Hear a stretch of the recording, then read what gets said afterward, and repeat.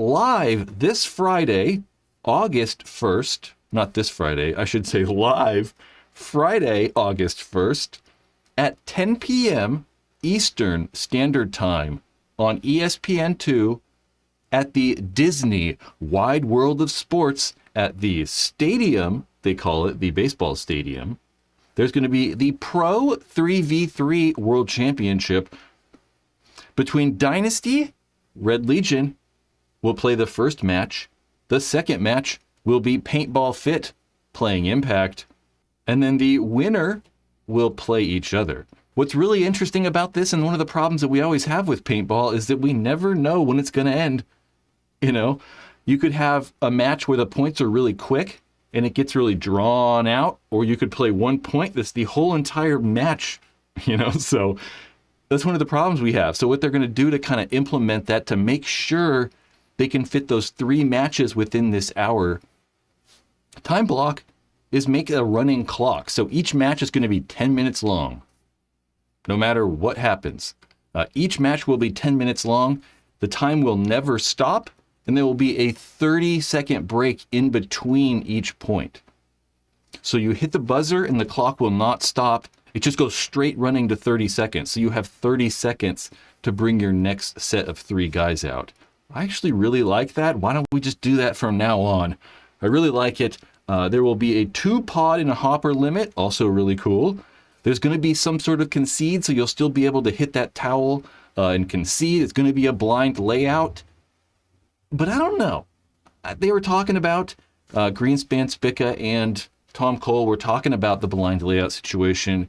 And Spica brought up that he thinks it helped the 3-man make more aggressive moves because you're kind of aware, oh, there's that guy running over there. I know in my head that if I go to this bunker, I can shoot him. Whereas if it's a blind layout, we kind of don't know that. So it might be, I think, maybe more fun for us paintball players to play blind layouts. It might not provide the most action.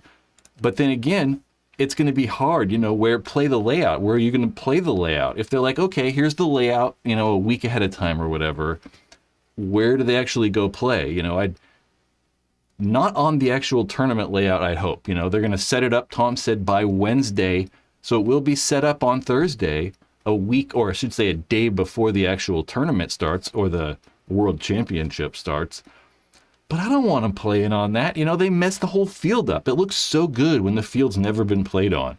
And all the bunkers are shiny and the grass is perfect.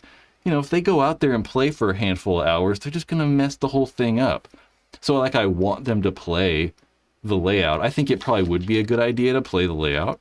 I don't really want them to mess up the layout or the, you know, terrain that's going to be on TV just because it looks like crap. Matt Marshall and a second unknown announcer are going to be announcing. I imagine they'll have, like they did last year with ESPN as well. Maddie will be announcing, and then they'll have, like, you know, some other ESPN guy that's announcing.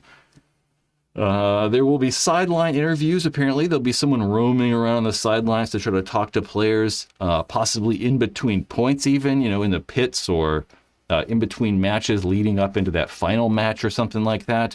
One of the things that I found maybe most interesting, and I guess this maybe makes sense, you know, I don't know anything about TV production, but I was kind of, we'll just shift that off. I was kind of interested, or it's kind of interesting that they said that ESPN and Disney are paying for the production. So that's cool. Yeah, the previous one, the league paid for the whole entire thing. I think Bart Yakimek might have actually fronted a lot of the production cost. So it's really neat how ESPN and Disney are actually taking over that production cost and not, like, you know, making the league pay for it. And Disney and ESPN are also doing the production as well. So I was really interested about this. You know, I hope that they use really cool cameras. You know, if they're going to use the Disney production crew and staff, you know, I'd assume that they're going to probably try to use, you know, the ESPN and Disney production hardware too. So, you know, like those crazy ass big lenses they have at like baseball games and stuff. I just really hope we get some of those insane cameras to try to capture 3-man rather than using the Go Sports stuff. Major League Paintball plus Go Sports, they do an excellent job, but obviously it's, not ESPN quality. So it's going to be interesting to see if they do a better job with that production. They did say that the MLPB plus guys will be consulting, so it's not just random, guys from ESPN who don't know anything.